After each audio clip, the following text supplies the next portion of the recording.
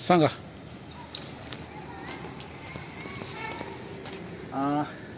इथे टेरेसवर आम्ही जवळजवळ 60-70 प्रकारच्या वॉटर लिलीज आणि काही प्रकारचे लोटसेस हे लावलेले आहेत. तर आता ह्याच्यात एक फार आगळं वेगळं म्हणजे हे आपण जे मखाना खातो तर ते मखाना तो ह्या ह्याच्यातनं काढला जातो. ह्याला काटे आहेत, जर तुम्ही बघितलं हे त्या साईडला याला काटे आहेत. ह्याला फुलं येत नाहीत, म्हणजे येतात पण फार कमी असतात, पण हे ह्याचं पानाचा शेप इतका सुंदर आहे ना की त्यासाठी हे झाड लावलेलं आहे. आता इथं आमच्याकडे वेगवेगळ्या कलर शेड्समध्ये लिलीज आहेत. गुलाबी आहे, पांढरं आहे.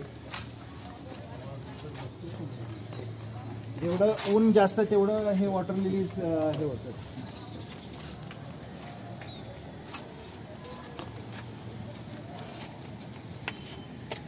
आता एक मी फरक सांगतो वॉटर लिली आणि लोटस. जनरली सगळ्या लोकांना वाटतं की सगळे म्हणजे लोटस आहेत, म्हणजे कमळ आहे. तर कमळ हे नाही आहे. कमळ म्हणजे हे कमळाचं झाड हे असं आहे. ह्याची जर पानं बघितली तर ही गोल आहे, ह्याला मध्ये कुठे कट नाही. पण जर वॉटर लिलीचं पान बघितलं ह्याला कट असतो.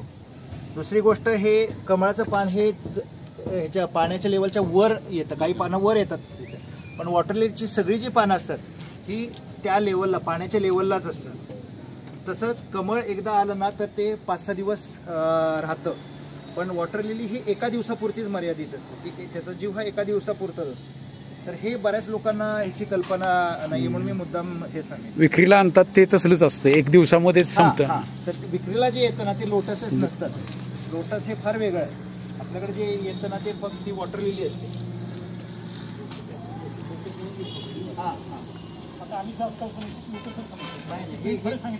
हे वॉटर लिली आहे.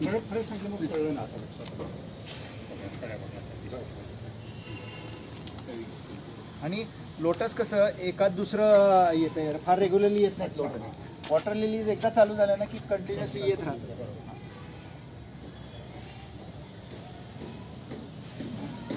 ॲक्च्युली जर मधमाशाचं हे ठेवलं ना खूप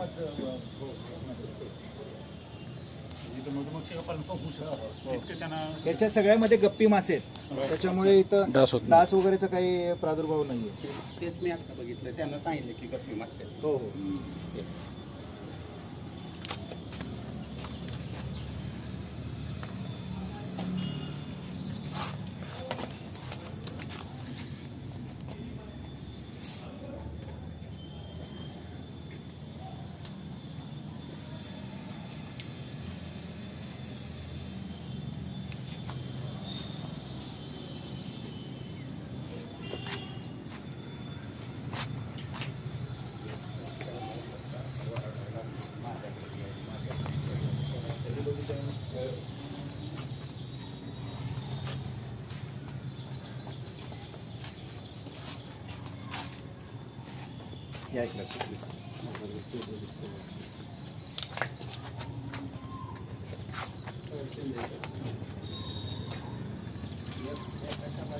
हे उन्हाळ्यात ह्याचं जास्त फ्लावरिंग होतं.